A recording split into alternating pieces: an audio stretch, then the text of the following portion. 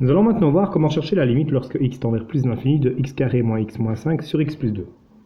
Alors, comme chaque fois quand on recherche une limite en l'infini, eh bien, on ne garde que le plus haut exposant au numérateur et au dénominateur, ce qui nous fait x carré sur x.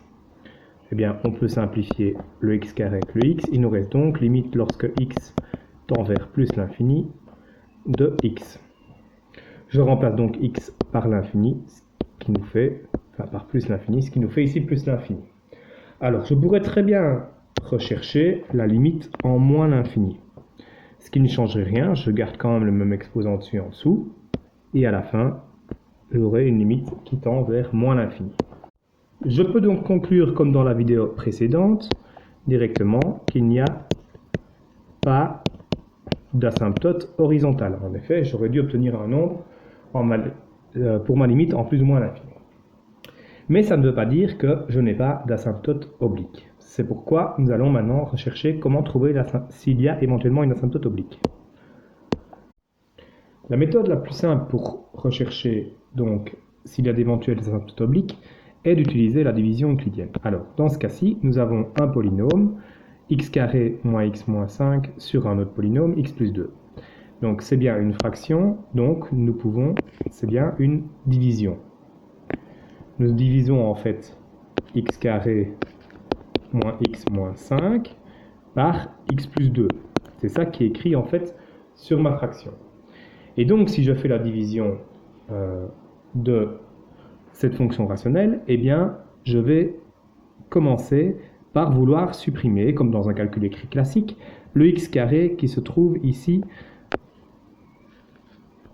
dans ce terme. Pour supprimer le x carré à partir du x qui se trouve ici, eh bien, je vais multiplier évidemment par x.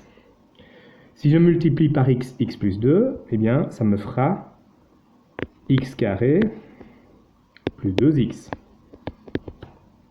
Évidemment, ça, dans une division écrite, eh bien, je le soustrais. Ce qui nous fait, eh bien, x carré moins x carré, ça fera 0. Moins x moins plus 2x, donc moins x moins 2x, ça fait moins 3x. Et puis, il restera le moins 5. Ensuite, je vais rechercher à supprimer le moins 3x qui se trouve ici. Pour ça, eh bien, je vais faire fois moins 3 ici, le terme x plus 2. Ça me donnera moins 3x moins 6. Et ça, de nouveau, je vais le soustraire. Mais je n'oublie pas la parenthèse, puisque c'est le tout que je soustrais. Moins 3x moins 3x, ça fait moins 3x plus 3x, ça fait 0.